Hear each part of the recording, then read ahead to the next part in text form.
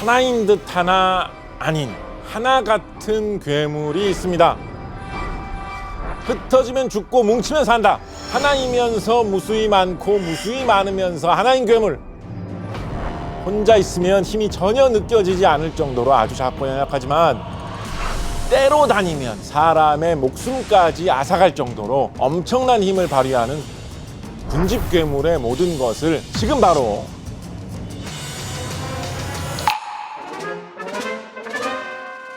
이들을 잘만 이용하면 떼부자가 될 수가 있는데요. 이것들을 이용해서 부자가 되는 방법은 무엇일까요? 어디서도 알려지지 않은 그 비결, 이 영상을 보고 계신 여러분들께만 알려드리겠습니다.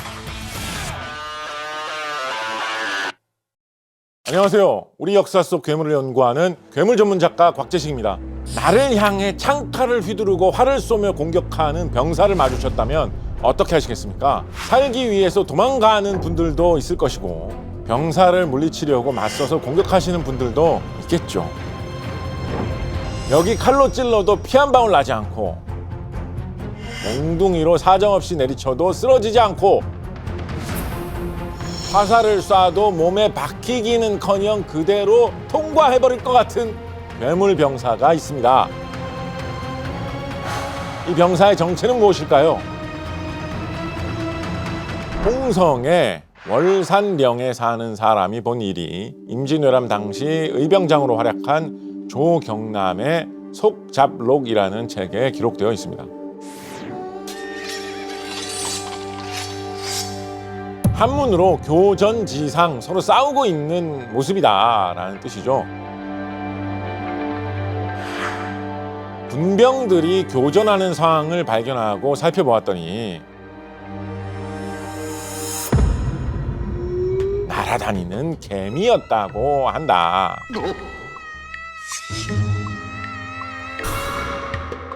그러니까 이게 재밌는 거예요. 여러분, 날아다니는 개미를 보면 그걸 보고 병사들이 싸우고 있네라고 하십니까? 왜 개미를 보고 병사들이 싸운다라고 생각을 했을까요?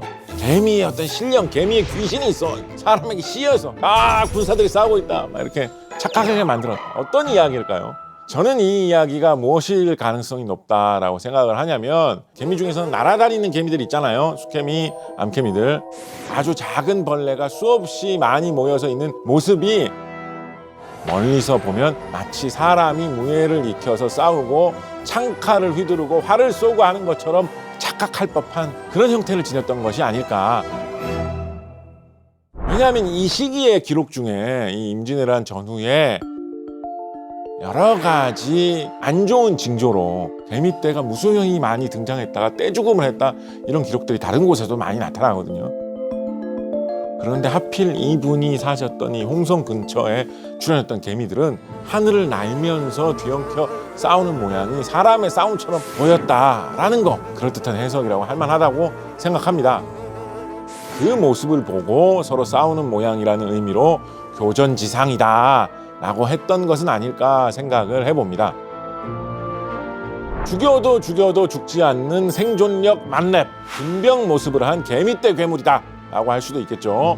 그렇다면 이번에는 개미떼 괴물보다 조금 더 크지만 한 번에 수백 마리, 수천 마리가 몰려다니는 군집 괴물을 만나러 가보겠습니다.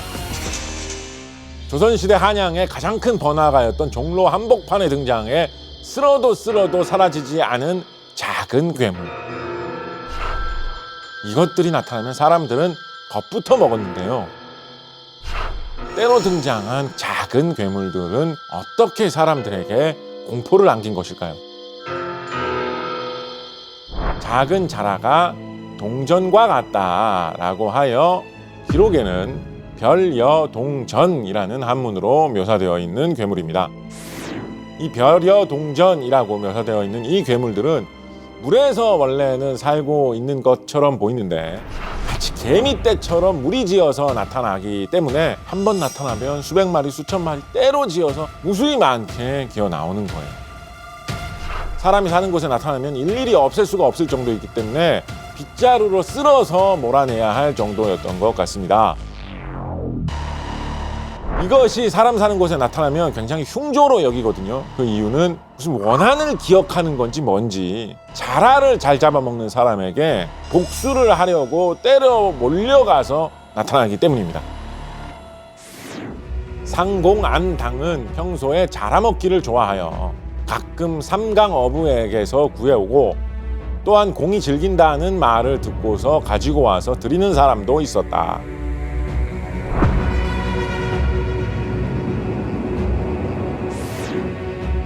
동전만한 작은 자라가 행랑마루 안팎들에 헤아릴 수 없이 흩어져 다녀 다 쓸어낼 수가 없어 뜰에 독을 두고 집어넣었다가 가득 차면 독을 져다가 강물에 놓아 주었다. 그런 후 겨우 1년이 되자 공의 아들 안처겸이 무함을 받아 죽음을 당했고 공도 또한 연좌되어 죽었으니 화가 난 것이 자라 때문에 그런 것은 아니지만 또한 자라의 요변이라 하겠다. 단지 먹기 위해서 무자비하게 수많은 자라를 살생한 사람, 그들을 향한 벼려 동전이라고 표현되어 있는 이 괴물들의 한이 느껴지는 이야기입니다. 그럼 국수 좋아하십니까? 국수?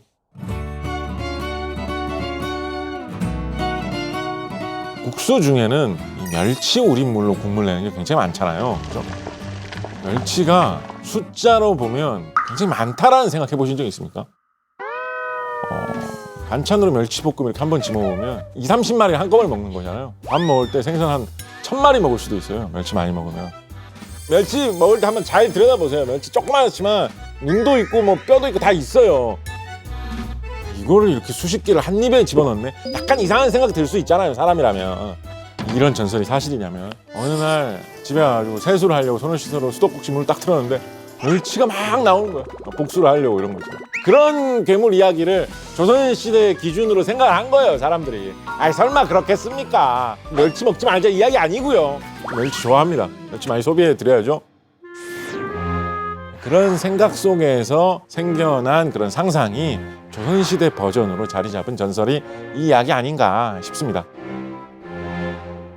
벼려 동전, 사람들에게 겁을 주는 존재였다면 반대로 사람들로부터 겁을 먹고 도망치는 군집괴물도 있습니다. 이들을 잘만 이용하면 떼부자가 될 수가 있는데요. 어디서도 알려지지 않은 그 비결, 이 영상을 보고 계신 여러분들께만 알려드리겠습니다. 흰옷을 입은 승리여 7사람이라는 의미의 백의승 7인. 이들은 7이 한 무리가 되어 밤에는 사람과 비슷한 모양으로 움직이며 뛰어다니고 낮에는 대나무 숲속의 흙 속에 들어가 은으로 된 7개의 불상 모양으로 가만히 있다고 합니다. 어우야담에 조선 중기의 문신 김류가 좋은 집이지만 귀신이 나온다고 해서 아무도 살지 않게 된 흉가를 사들였는데 그곳에서 백의승 7인을 목격했다는 이야기가 기록되어 있습니다. 서울의 한 고가가 값이 5,000필이 나갔지만 요사스런 도깨비가 많아 들어가는 사람은 반드시 죽었다.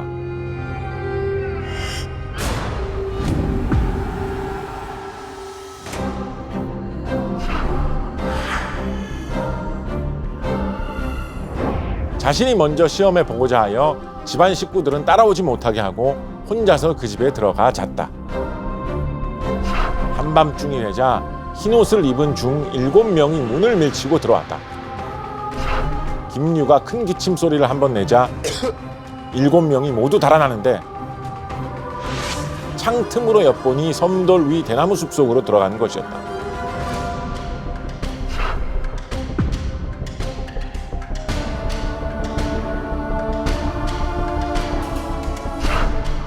그곳에서 은부처 7구가 나왔는데 크기가 모두 아이만했다. 그렇다면 이것들을 이용해서 부자가 되는 방법은 무엇일까요? 낮에 은으로 된 불상 모양일 때 은을 녹여버리는 거죠. 이렇게 되면 밤에 사람 모양으로 변해서 돌아다니는 것도 못하게 막을 수 있고 녹인 은은 그대로 그냥 은으로 사용할 수가 있는 거예요. 김류가 말하였다. 막중한 재화를 사사로이 가질 수 없으나 만약 대궐에 다 바친다면 아첨에 가까울 것이다. 그리하여 2개를 호조에 바쳐 국가의 비용에 쓰도록 하고 나머지는 모두 궁핍한 친구들을 구휼하는 데 썼다. 또 술과 음식을 가득 준비하도록 명하여 큰 잔치를 열고 손님을 대접했으니 그런 잔치가 서너 차례 이어졌다. 그러고도 재화가 남았는지라 집안 살림에 보탰다.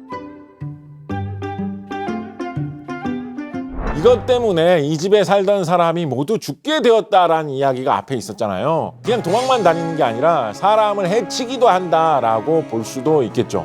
한편으로는 김유가 큰 기침소리를 내자 바로 도망쳤다고 하는 것으로 보아 사람이 지르는 커다란 소리를 두려워하거나 큰 소리를 무서워한다라고 상상해 볼 수도 있겠죠. 여러분 또 이 이야기 듣고 무슨 흰 옷을 입은 스님들이 7명이 지나간다라고 했을 때 하면 은으로 된 게 생각하시면 안 됩니다. 현대 21세기에서 보시면 그냥 흰 옷 입은 스님이신 거예요. 그냥 이거 뭐 그런 괴물이라고 생각하시면 안 됩니다. 현대는 절대. 단독으로 있을 때는 힘이 없지만 무리로 다녔을 때마다 힘이 어마어마하게 해지는 동물이 과연 실제로도 뭐가 있을까요? 개미, 벌 뭐 이런 거 생각해 볼 수 있죠. 그죠? 물속을 돌아다니는 뭐 물고기 떼 같은 것도 생각을 해볼 수가 있는데 대표는 뭐겠습니까? 그런 동물의 최고 대표라고 할 만한 우리에게 정말 친숙한 동물 바로 우리죠. 사람이죠. 사람이 혼자 있을 때는 힘도 없고 외롭고 지치고 할 수 있는 도 별로 없지만 힘을 합치면 어느 동물도 이겨낼 수 없을 만한 정말 많은 일들을 할 수 있는 그런 동물이 바로 사람입니다. 그래서 이런 이야기가 유행한 것을 보고 저는 그런 생각을 해봐요. 앞에 있었던 그 교전지상 개미떼 같은 이야기, 주로 무슨 국가의 큰 전란이나 위기, 혼란 상황을 앞두고 어떤 징조처럼 이런 동물떼에 대한 이야기들이 나오는 것이거든요.